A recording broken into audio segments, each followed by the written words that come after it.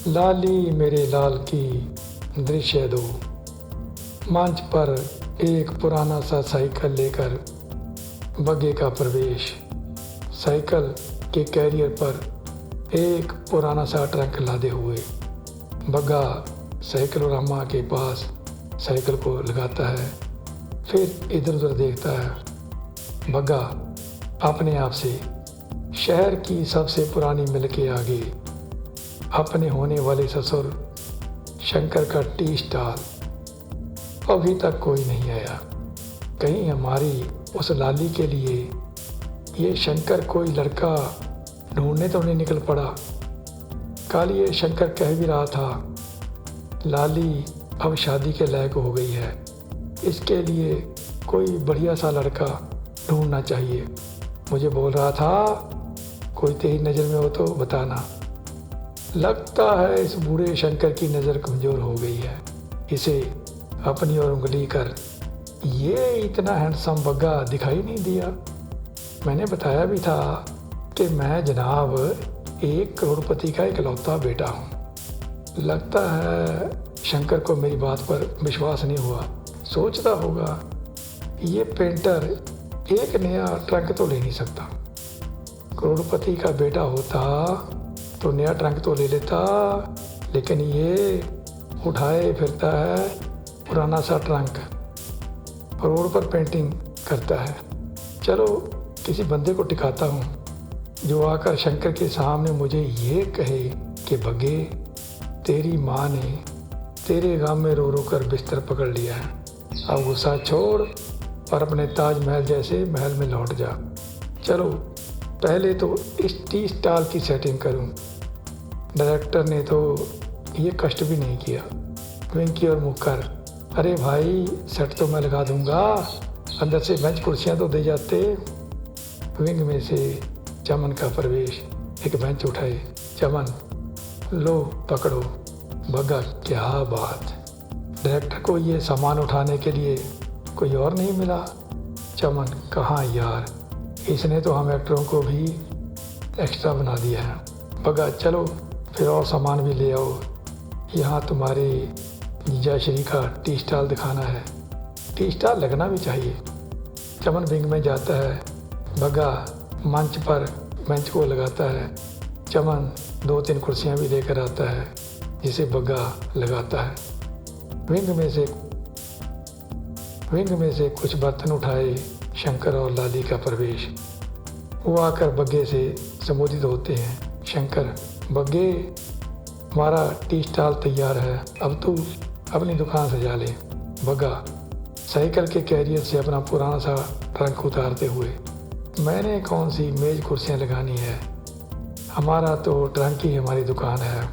अब शंकर चाचा तुम्हारे आने से पहले मैंने तुम्हारा काम कर दिया, अब तुम एक अच्छी सी चाय बनाकर पिला दो तो क्या बात है।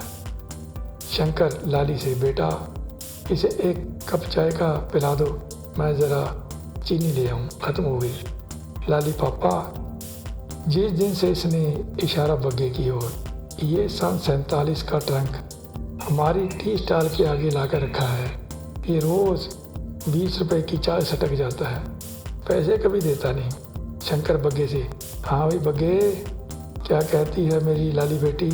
बग्गा, चिंता ना करो चाचा, आंखें मूंद कर मेरे खाते में लिखते रहो। जब आ गया ना मेरा करोड़पति बाप मुझे लेने, मुझे बनाने, तुम्हारे इस टी स्टॉल की जगह मैं यहाँ बनवा दूँगा आपके लिए एक बढ़िया सा शानदार होटल। शंकर, तू वाकई करोड़पति का बेटा है या तेरी तरह तेरा बाप भी करोड़पति है। बग्गा, क्या बात करते हो चाचा, तुम बताया तो था मेरा बाप मेरी शादी अपने दोस्त की लड़की से करना चाहता था जो मुझे पसंद नहीं थी। शंकर, तो तुझे कैसी लड़की पसंद है। बग्गा, जो इस लाली जैसी हो। शंकर, तो फिर लाली से ही शादी कर ले, मेरी चिंता भी ख़त्म हो जाएगी। बग्गा, मैं तो तैयार हूँ, आप ही कोई रिस्पॉन्स नहीं देते। शंकर, मेरा तो रिस्पॉन्स ही रिस्पॉन्स है बेटा, बग्गा रियली? शंकर बस तू अपने करोड़पति बाप से मुझे मिला। बग्गा यही तो मुश्किल है। वो कहेगा मतलब मेरा बाप। शंकर को बोला बग्गा कि मेरा बाप मुझे कहेगा कि जब मैंने उनकी पसंद की लड़की से शादी नहीं की तो वो मेरी पसंद की लड़की के लिए क्यों हाँ करें। आप हम दोनों की शादी करवा दीजिए चाचा, फिर हम आशीर्वाद लेने हमारे करोड़पति बाप के पास चले जाएंगे। शंकर वाह जी वाह, मैं तुम्हारे साथ करवा दूं अपनी बेटी की शादी। बाद में पता चले कि तेरा बाप तो मुझसे भी गया गुजरा है। लाली की ओर मुड़ता हुआ, बेटी इसका चाय देकर मुंह झुलस दे, मैं चीनी लेकर आया, कहकर शंकर विंग में जाता है। बग्गा अपनी जेब में से चाबी निकाल कर अपना ट्रंक खोलता है और उसमें से एक फ़ोटो निकालता है और उसे देखने लगता है और कहता है तस्वीर को देखकर, वाह क्या तस्वीर बनाई है इस बग्गे आर्टिस्ट ने। लाली उसके पास एक चाय का प्याला लेकर आती है, उसे पकड़ाती हुई, लाली ले डफ ले चाय। बग्गा मैंने तुम्हारे लिए अपना ताजमहल जैसा घर छोड़ा, तेरे मन में हमारे लिए ज़रा भी इज्जत नहीं, प्यार तो पता नहीं है कि नहीं, इज्जत भी नहीं। लाली तूने मेरे लिए अपना घर छोड़ा। बग्गा और क्या, जरग के मेले में तुझे झूले पर बैठी को देखा, बस तू तब से मेरे दिल के झूले पर झूल रही है और मैं अपना ये क्लासिकल ट्रंक उठाकर यहाँ आ गया। देख मैंने तेरी तस्वीर भी बना डाली। तस्वीर लाली को दिखाता है। लाली तस्वीर देखकर, ये मैं हूँ?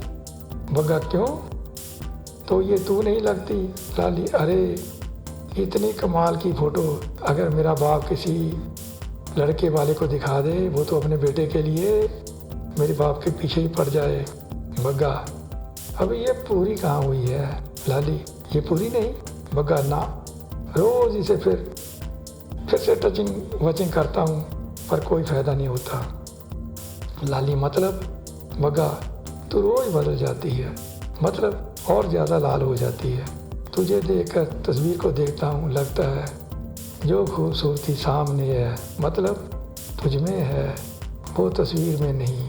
चलो आज फिर तुझे ध्यान से देखूं और तस्वीर को मुकम्मल करूं। लाली अब बतौलेबाजी छोड़, ये तस्वीर मुझे दे दे, मैं अपने घर के ड्राइंग रूम में लगाऊंगी। बग्गा चल ऐसा कर, तू ज़रा अपने स्टॉल के काउंटर पर बैठ। लाली क्यों? बग्गा तू बैठ तो सही। लाली जाकर दुकान के बने काउंटर पर बैठती है। बग्गा तस्वीर को पंच पर रखता है और दूर खड़े होकर कभी तस्वीर को देखता है, कभी लाली को। लाली ये क्या कर रहा है और मेरी तस्वीर को ऐसे रखकर मंच पर रखकर मेरी नुमाइश क्यों किए जा रहा है? बग्गा मैं देखना और समझना चाहता हूँ कि तुझ में ऐसा हसीन क्या है जो इस तस्वीर में मैं बना नहीं पाया। तभी विंग में से एक कार के हॉर्न का स्वर, दोनों चौंक कर विंग की ओर देखते हैं।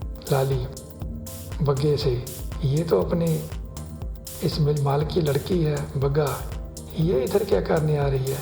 लाली कहीं ये अपनी मिल के आगे से हमारी स्टॉल हटवाने ही तो। बग्गा ये जगह सरकारी है, इसके बाप की तो है नहीं, ऐसे कैसे? तो यहाँ हमारा दृश्य 2 होता ख़त्म। 3 कहेंगे कल को, तब तक नमस्कार नमस्कार।